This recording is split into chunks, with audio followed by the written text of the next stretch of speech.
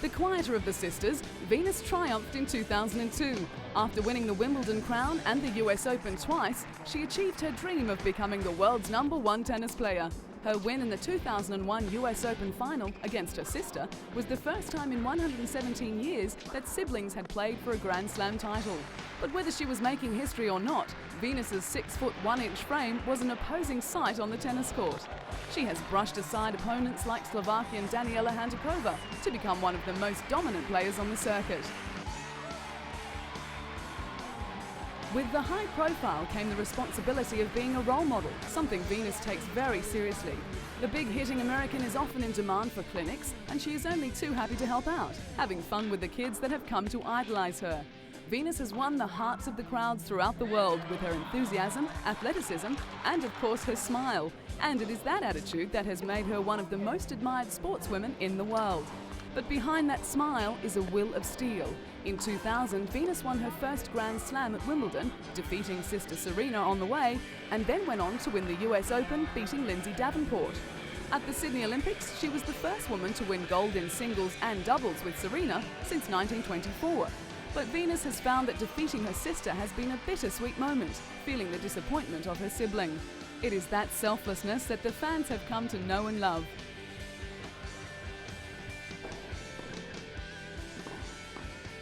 If the girls dominate in singles, then together in doubles, they punish their opponents. With twice the power and knowing each other's game inside and out, the sisters are a combination worth fearing, having won all 4 Grand Slam doubles titles.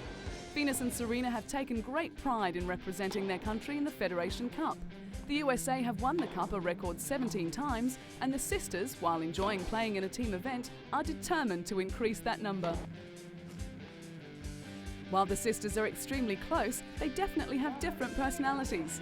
Serena, the more outgoing of the two, has a love for clothes as well as a passion for acting, harbouring long-term hopes of getting into show business. But it is Serena's style and charisma that makes her the flamboyant player she is renowned to be.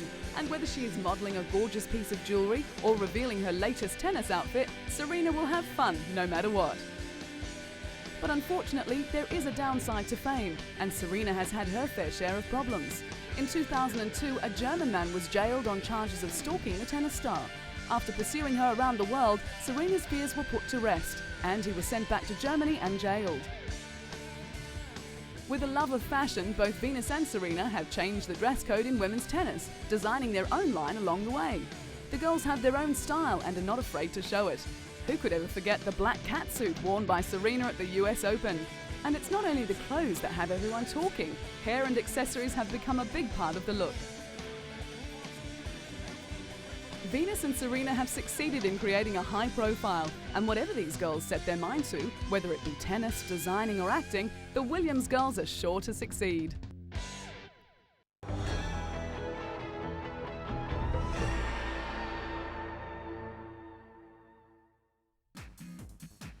American superstar Marion Jones is a woman in a hurry. In 2000, Marion was by far the fastest woman in the world. She had hit her stride and was going along for the ride.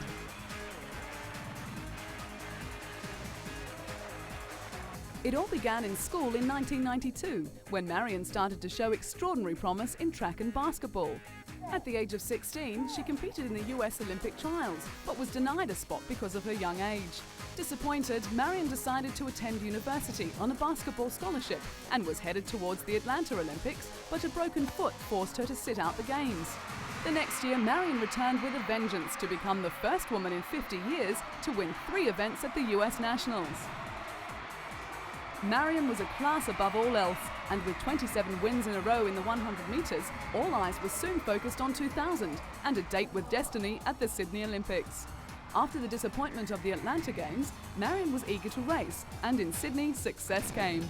The super athlete became a triple gold medalist, winning impressively in the 100, 200 and 4x400 metre relay. She also won bronze in the long jump and 4x100 relay. Even with Olympic success, Marion was still not satisfied. She planned to compete in Athens in 2004, then wrap up her amazing career at the 2008 Olympic Games.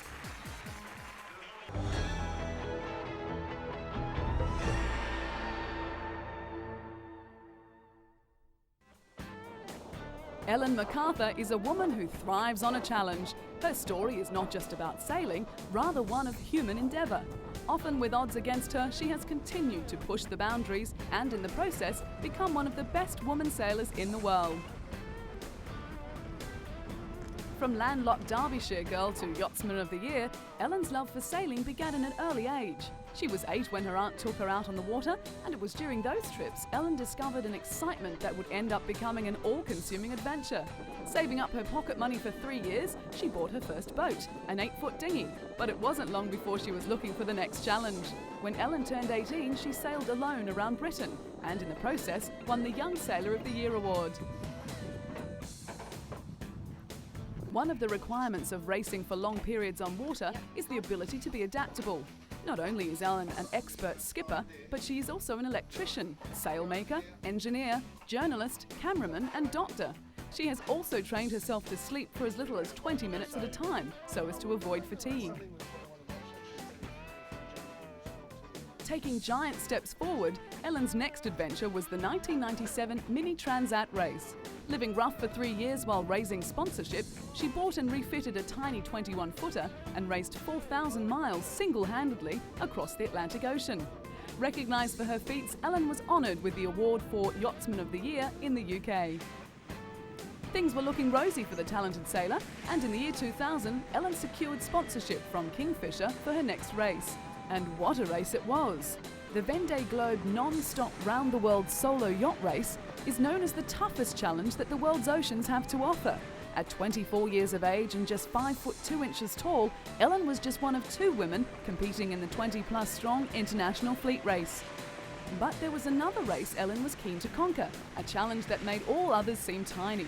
The Jules Verne Trophy course stands as a perfect challenge for mankind and their sailing machines. Sailors who attempt it must cross through no less than 17 different weather systems. It requires a great deal of dedication and exceptional sailing skills.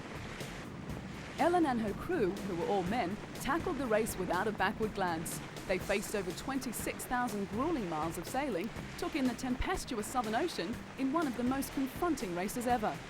Ellen's aim was to attempt to beat Frenchman Bruno Peyron's record.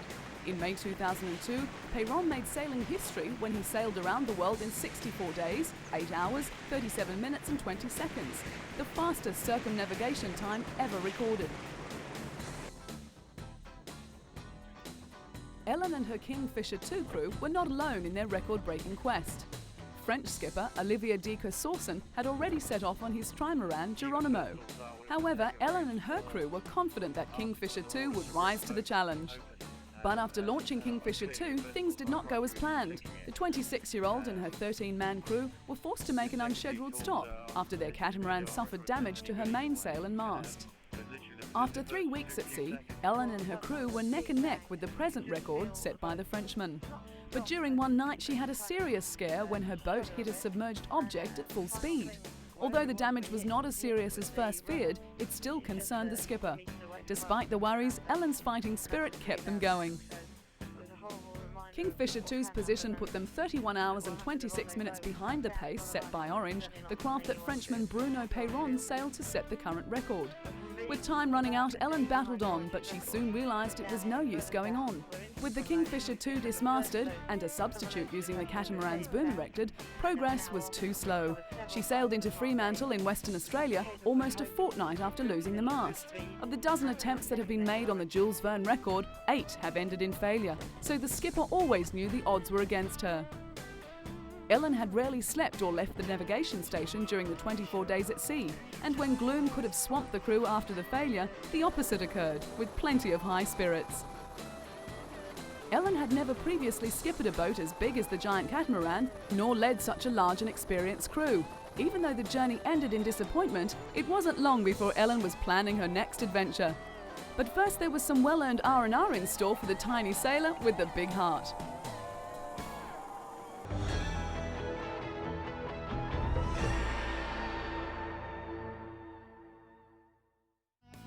Kenya's Catherine Nedereba, winner of the Chicago and Boston marathons, is a talented athlete with a strict training schedule. She begins her day at 6 o'clock in the morning, stretching, working out and running laps at the National Stadium. She thrives on the exercise, pushing herself to the limit, never thinking to miss a training session. Self-discipline is the key to this athlete's success, with a belief that all the hard work will gain rewards. After the morning sessions, when Catherine returns home to prepare breakfast for her family, her husband Anthony, an up-and-coming marathon runner himself, is also her training partner and is extremely proud of his wife's achievements. When Catherine's goal to be the first woman to go under 2 hours 20 minutes was achieved by another runner, her husband was by her side, encouraging her to go one better. And that she did, breaking the world record. After running the world's fastest marathon time in the Chicago Marathon, Catherine's recognition increased.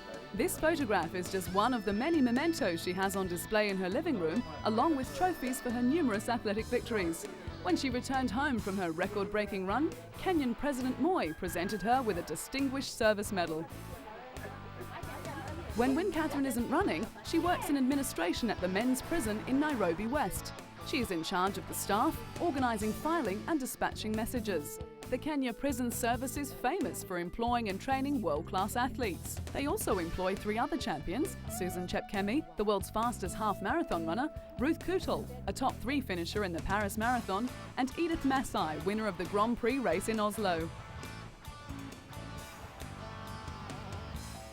The 4, known as the Golden Girls, train together on this dusty racecourse in the Langata forest near Nairobi. Guiding them through their paces is Kenya Prisons coach Elizabeth Olaba, whose winning formula is to train the athletes strictly to a program, never deviating from the plan. She feels that it helps strengthen the mind as well as the body. Like when Catherine, she agrees that self-discipline and hard work allows them to get the most out of themselves. It is this strict discipline that has helped Catherine to win the Boston Marathon twice. It is quite an achievement, as she is the only woman to have done so. But like most athletes, it hasn't all been success. When competing at the qualification trials for the World Long Distance Championships in Edmonton, Canada, she finished a disappointing 4th.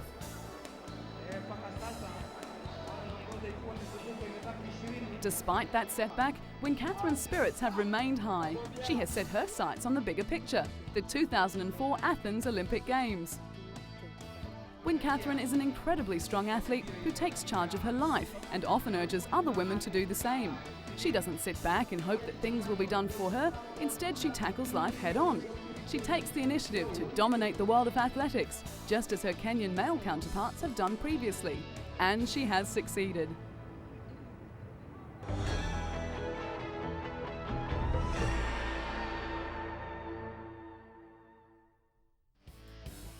The golf course at Brobalsta near Stockholm, Sweden has a pretty impressive patron, and the members can't stop talking about her.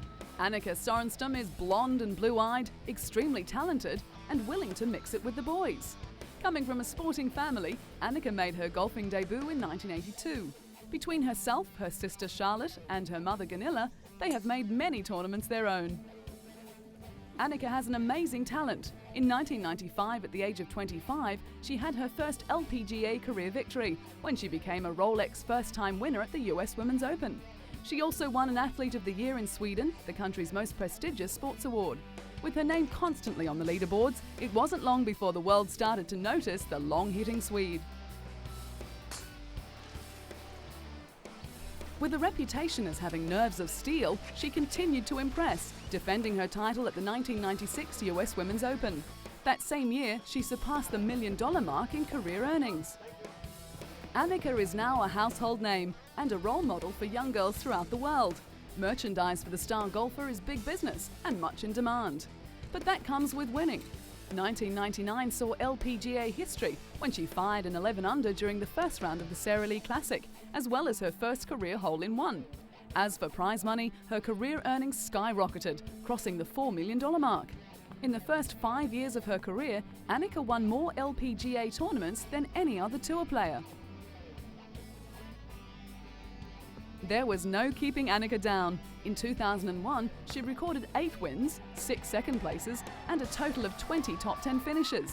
She was awarded her 4th career Rolex Player of the Year award and also set new records in earnings, crossing the $2 million mark in a single season. In the Lincoln Financial Group battle at Bighorn, Annika teamed with Tiger Woods to defeat Kari Webb and David Duval, marking the LPGA's first ever appearance on US primetime television. Going where others have feared to tread, Annika accepted in 2003 an invitation to play in the Colonial at Fort Worth, Texas, becoming the first woman in 58 years to compete in a PGA Tour event. The last female to play in a PGA event was the legendary Babe Zaharias at the 1945 Los Angeles Open.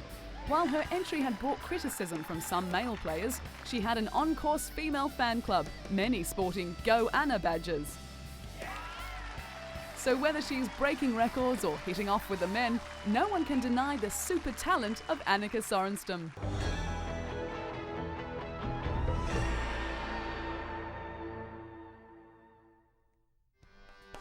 Smart, tough and talented British athlete Paula Radcliffe has plenty going for her. She is articulate and outspoken and just happens to be a damn good runner, making her the queen of British track and field. With a first-class honours degree in European studies and fluency in French and German, Paula is both smart in her lobbying techniques and brave enough to take on the might of athletics officialdom. Not scared to make her views known, Paula came to international prominence when she sat in the stands at the Edmonton World Championships, holding up a sign saying EPO cheats out. She was protesting over the inclusion of an athlete who had escaped a 2-year ban for testing positive to a banned drug. The talented runner has also inherited some handy genes, as she is the great niece of Charlotte Radcliffe, a 1920 Olympic silver medalist in swimming, and the daughter of marathon runner Peter Radcliffe. With ambitions in sport politics, particularly in furthering the cause of women in sport, an International Olympic Committee membership is not out of the question. Known as having the style of a nodding donkey, Paula looks like she is in pain, and probably is. Her eyes roll back and her head jerks as she appears to fight for breath, but looks can be deceiving. Paula, Britain's World Women's Marathon record holder, is as tough as they come. The winner of a BBC Sports Personality of the Year, Paula is inundated with offers to run in marathons, but the London Marathon is her pet favourite. She claims the internationally acclaimed event is the most important competition on her calendar. After winning and smashing the women's record in 2002 in London, she went on to become the fastest female marathon runner of all time in Chicago, finishing more than 2 minutes under world record time. With long-distance Olympic gold medals in her sights, Paula is keeping fit and healthy. But things could have been worse when she was lucky to escape serious injury when a little girl on a bicycle ran into the world champion while she was on a training run in New Mexico. Despite grazing her knees and back, Paula's rigorous training regime continued. While the London Marathon is a prestigious title, attracting the world's best athletes, thousands of amateurs also take part, many raising money for charities on the way. And Paula gets in and does her bit too, raising awareness and cash for charities, helping the homeless and asthma sufferers. She says marathon running is a fun way for everyone to achieve a physical and mental goal. Paula won the 2003 London Marathon in style. In an astonishing 2 hours, 15 minutes, 25 seconds, she broke her own world record by a massive 1 minute 53 seconds. With the event allowing male Kenyan pacemakers, Paula was able to use her strength and stamina to excel. Style or no style, Paula has what it takes to be the best in the world.